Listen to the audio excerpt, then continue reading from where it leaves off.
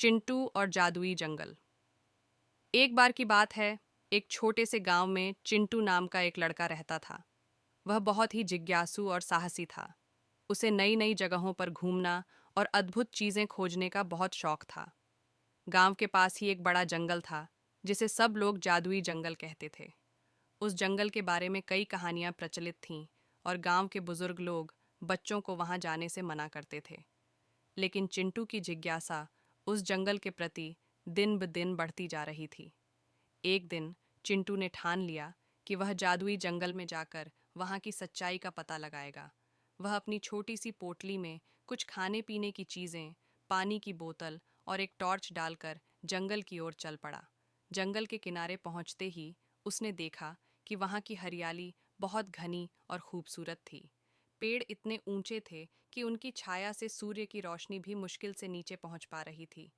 चिंटू ने अपनी यात्रा शुरू की और धीरे धीरे जंगल के अंदर घुसता चला गया। चलते चलते उसे एक सुंदर फूलों की घाटी मिली। वहां हर तरह के रंग बिरंगे फूल खिले थे। चिंटू ने सोचा कि थोड़ी देर यहाँ रुककर आराम कर लिया जाए। तभी उसकी नज़र एक छोटे से खरगोश पर पड़ी, जो बहुत ही प्यारा और सफ़ेद था। चिंटू ने उसे पकड़ने की कोशिश की, लेकिन वह फुर्तीला खरगोश फटाफट भाग निकला।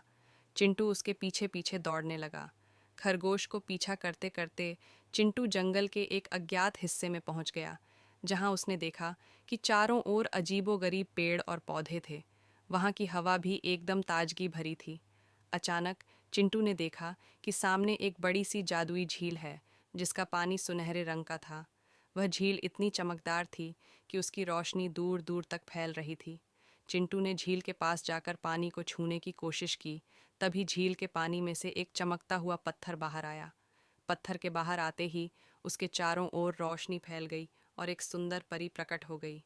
परी ने मुस्कुराते हुए चिंटू से कहा, धन्यवाद चिंटू, तुमने मुझे इस जादुई पत्थर से मुक्त किया है।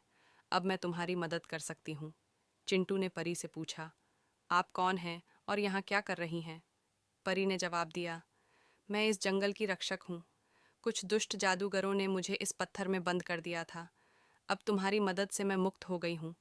तुमने मुझे बचाया है, इसलिए मैं तुम्हारी एक इच्छा पूरी कर सकती हूँ। चिंटू ने थोड़ी देर सोचा और कहा, मैं इस जंगल की सभी अद्भुत चीज़ों को देखना चाहता हूँ और जानना चाहता हूँ कि यहाँ और क्या क्या छिपा है। परी ने मुस्कुराते हुए कहा, तुम्हारी इच्छा पूरी होगी। फिर परी ने अपने जादुई छड़ी से इशारा किया और चारों ओर एक सुनहरी धूल छा गई।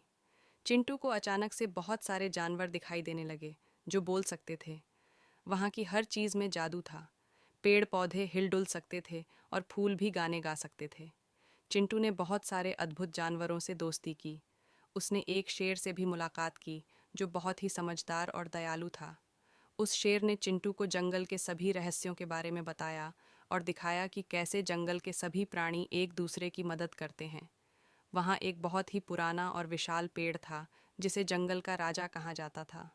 उस पेड़ ने चिंटू को जंगल के इतिहास के बारे में बताया और यह भी कि कैसे परी और सभी जानवर मिलकर जंगल की रक्षा करते हैं। चिंटू ने उस दिन बहुत सारी नई चीज़ें सीखीं और बहुत से नए दोस्तों के साथ समय बिताया। शाम होने को आई तो परी ने कहा, अब समय हो गया है कि तुम अपने गांव वापस लौट जाओ, लेकिन याद रखना, यह जादुई जंगल हमेशा तुम्हारा स्वागत करेगा। चिंटू ने परी और सभी जानवरों को अलविदा कहा और अपने गांव वापस लौट आया। उसने गांव वालों को अपनी अद्भुत यात्रा के बारे में बताया। सब लोग उसकी बातें सुनकर हैरान रह गए और उसे बहादुर और समझदार मानने लगे। उस दिन के बाद से चिंटू ने जंगल के बारे में बहुत सारी कहानियां लिखीं और वह बच्चों को सुनाने लगा। सब लोग उसकी कहानियों को बहुत पसंद करते थे और उससे प्रेरणा लेते थे कि वह कभी भी जिज्ञासा और साहस को नहीं छोड़ना चाहिए। इस तरह चिंटू की जादुई जंगल की यात्रा ने उसके जीवन को एक नई दिशा दी और वह हमेशा अपने अनुभवों से सबको प्रेरित करता रहा। समाप्त।